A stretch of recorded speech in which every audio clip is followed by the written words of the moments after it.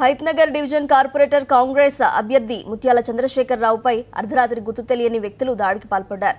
Greater ఎన్నికల ప్రచారం ముగించుకుని ఇంటికి వెళ్తుండగా మదర్ డైరీ సమీపంలో దుండగులు రాళ్లతో కారుపై దాడి చేశారు. ఆత్మరక్షణ కోసం కారులోంచి దిగి పరిగెత్తుతుండగా కత్తితో దాడికి పాల్పడ్డారు. దుండగుల దాడిలో గాయపడ్డ చంద్రశేఖర్ను ఆసుపత్రికి తరలించారు. దాడి విషయం తెలుసుకున్న చంద్రశేఖర్ వర్గీయులు హైత్నగర్ వద్ద రోడ్డుపై బైఠాయించి ఆందోళనకు దిగారు.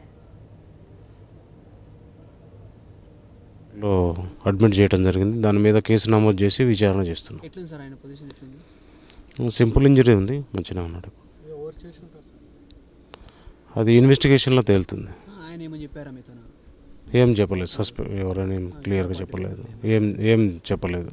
అంటే ఉండేది పద్మావతి కాలనీ. వాళ్ళు అక్కడ పోయి డిస్కషన్ చేసి నేను ఇంటికి వెళ్తుంటే అక్కడ మా ఇంటి దగ్గర ఒక టర్నింగ్ ఉంది ముందుకి, అక్కడ అటాక్ చేశారు. అంటే నేను కార్లో వెళ్తున్నాను, వాళ్ళు రాళ్లతో కార్ పైకి అటాక్ చేస్తుంటే నేను కార్ ఆపేసేసి దిగి పరిగెడుతుంటే వెనకగించి అటాక్ చేశారు. అట్లనే పరిగెత్తుకుంటూ అక్కడ